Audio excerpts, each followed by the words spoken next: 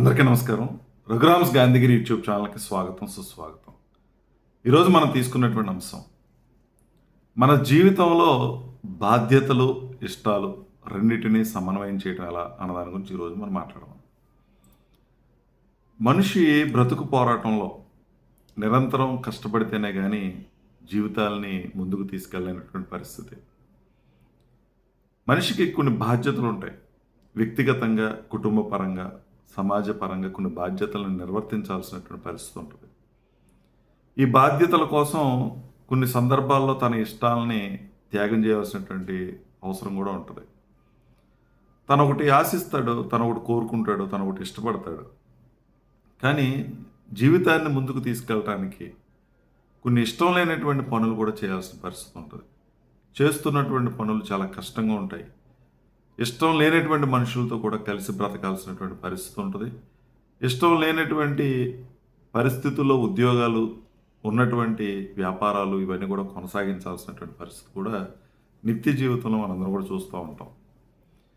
అయితే ఏ మనిషి అయితే తన బాధ్యతలకు ఎక్కువ ప్రాధాన్యత ఇచ్చి తన ఇష్టాలని విడిచిపెడితే ఆ మనిషి మరి ఆనందంగా, సంతోషంగా ఉంటాడంటే ఖచ్చితంగా ఉండడనే చెప్పొచ్చు. ఏ మనిషి అయితే తనకున్నటువంటి బాధ్యతల్ని, తను అనుకున్నటువంటి ఇష్టాలని రెండింటినీ సమన్వయపరుచుకోగలుగుతాడో తను తన బాధ్యతల్ని సక్రమంగా నిర్వర్తించగలుగుతాడు. తను నిజంగా సంతోషంగా, ఆనందంగా జీవితాన్ని ముందుకు తీసుకెళ్ళేటువంటి పరిస్థితి కూడా ఉంటుంది. చాలా సందర్భాల్లో తన ఇష్టాలని త్యాగం చేసే వాళ్ళు ఎక్కువ మంది కనిపిస్తూ ఉంటారు.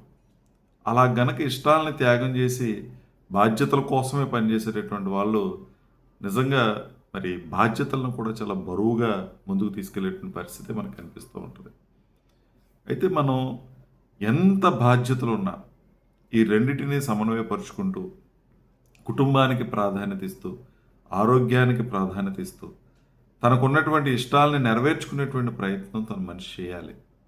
దానికి కావాల్సిందల్లా కొంచెం ఏదైతే కంఫర్ట్ జోన్ ఉందో ఆ కంఫర్ట్ జోన్ నుంచి కొంచెం బయటికి రాగలిగితేనే అది సాధ్యం అవుతుంది. చాలామంది అనుకుంటారు, ఏదైనా సమయం కుటుంబానికి కేటాయించుకునో లేదా స్నేహితులకు కేటాయించుకునో ఎక్కడికైనా వెళితే మరి నా బాధ్యతల పరిస్థితి ఏంటి అని. కొన్ని సందర్భాల్లో దీన్ని సమన్వయం చేసుకోవడానికి కరెక్ట్గా ఈ సమయం దీనికి కేటాయించాలి, ఈ సమయం దీనికి కేటాయించాలని మనం చెప్పలేకపోవచ్చు. కొన్ని సందర్భాల్లో విపరీతమైనటువంటి వర్క్లోడ్ ఉంటుంది. చాలా కష్టపడాల్సి ఉంటుంది. చాలా బరువుగా ఉంటుంది. అలా చేయకపోతే ఆ పని పూర్తి కాదు, నీ బాధ్యత పూర్తి కాదు, నువ్వు ఆశించినటువంటి ఫలితం రాదు. అటువంటి సందర్భాల్లో ఎంత బరువునైనా, ఎంతటి ఒత్తిడినైనా తట్టుకుని నిలబడగలిగేటువంటి స్థైర్యం మన దగ్గర ఉండాలి.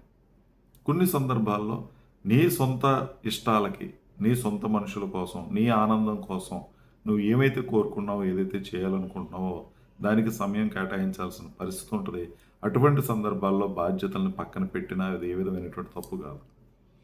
కానీ చాలామంది ఈరోజు చేస్తున్నటువంటి పరిస్థితి ఏంటంటే, మరి నేను కుటుంబాన్ని లీడ్ చేయాలి, నాకు కొన్ని బాధ్యతలు ఉన్నాయి, నేను సమయాన్ని ఎందుకు ఎలా కేటాయించగలుగుతాను, కుటుంబానికి పిల్లల కోసం ఎలా కేటాయించగలుగుతాను, నేను కష్టపడుతున్నటువంటి కష్టం అంతా వాళ్ళ కోసమే కదా, వాళ్ళ మంచి కోసమే కదా అని కుటుంబాన్ని పాపం దూరం పెట్టేటటువంటి వాళ్ళు కూడా లేకపోలేదు.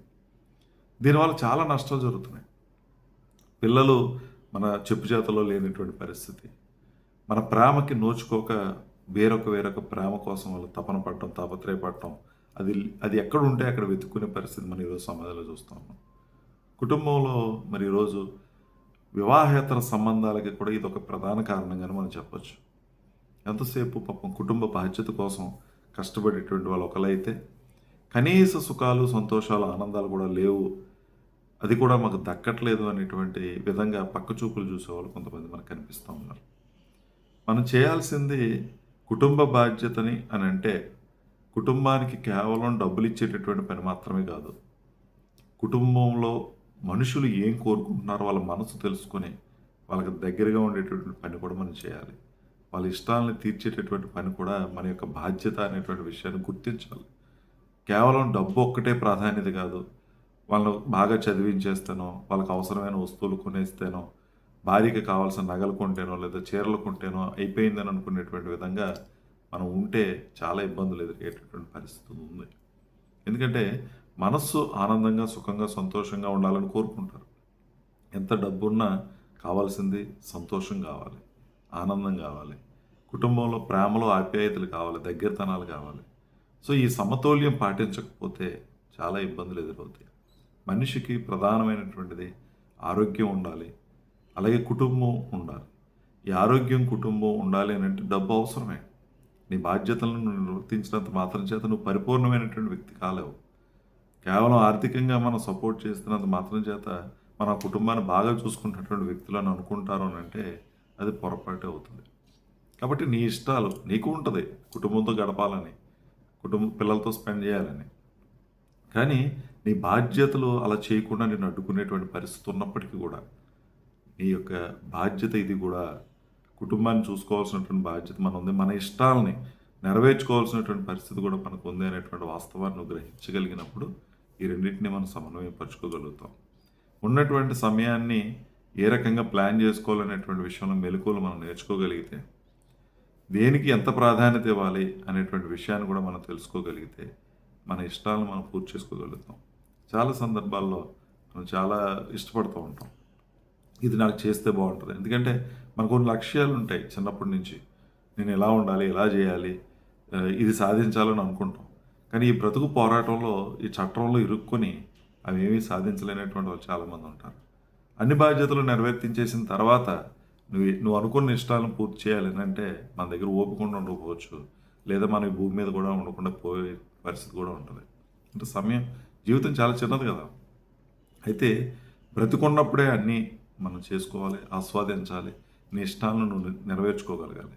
నువ్వు బాగా బాధ్యతలు కలిగినటువంటి వ్యక్తి, లేదా వృత్తి వ్యాపారాలను చక్కగా చేసుకున్నటువంటి వ్యక్తి అయితే నువ్వు అనుకున్నటువంటిది సాధించగలుగుతావు, కుటుంబానికి ఉపయోగపడగలుగుతావు. కానీ నువ్వు పూర్తి సంపూర్ణ జీవితం గడిపావా, ఆనందంగా గడిపావా అని అంటే అది ఎట్టి పరిస్థితుల్లోనూ అలా జరిగి ఉండలేదనే సమాధానం వస్తుంది. కాబట్టి మీరు ఈ రెండింటినీ సమన్వయపరచుకోండి. బాధ్యతలు ఎంత ముఖ్యమో, కుటుంబం, నీ ఆరోగ్యం, నీ యొక్క ఇష్టాలను నెరవేర్చుకోవటం ఇవి కూడా అంతే ముఖ్యం అనేటువంటి వాస్తవాన్ని గ్రహించి దేనికి ఎంత ప్రాధాన్యత ఇచ్చుకోవాలో ఆ ప్రాధాన్యత ఇచ్చుకునేటువంటి క్రమంలో ఉండండి. మరి ముఖ్యంగా ఈరోజు పిల్లలు చెడిపోతున్నారని అంటే వాళ్ళదే తప్పు అని అనడానికి లేదు. మనం వాళ్ళకి ఇవ్వాల్సినటువంటి సమయం ఇవ్వట్లా. మనం డబ్బులు ఇస్తున్నాం, బట్టలు ఇస్తున్నాం, వాళ్ళ కోరికలు తీరుస్తున్నాం తప్పించి ప్రేమని, ఆప్యాయతని పంచట్లేదు. వాళ్ళకి దగ్గరగా మనం ఉండకపోవటం వల్లే చాలా రకాల అనర్థాలు జరుగుతూ ఉన్నాయి. వాళ్ళు ఒంటరిగా ఫీల్ అయ్యి రకరకాల వాటికి బానిసలు అవుతున్నారు, వ్యసనాలకు అలవాటు పడుతున్నారు, మొబైల్ ఫోన్కి దగ్గర అవుతున్నారు. దానివల్ల చాలా నష్టాలు జరుగుతున్నటువంటి పరిస్థితి చూస్తూ ఉన్నాం. కాబట్టి వీటిని సమన్వయపరుచుకునేటువంటి పరిస్థితికి మనం రాగలిగితే మన జీవితం సంపూర్ణంగా ఉంటుంది. నువ్వు ఆనందంగా, సుఖంగా, సంతోషంగా ఉంటావు. నువ్వు అన్ని బాధ్యతలను సక్రమంగా నిర్వర్తించేటువంటి పరిస్థితి వస్తుంది. ఏ విధమైనటువంటి ఇబ్బందులు లేకుండా, ఏది తప్పుడుగా జరగకుండా ముందుకెళ్ళేటువంటి పరిస్థితి కూడా మనకు కనిపిస్తూ ఉంటుంది.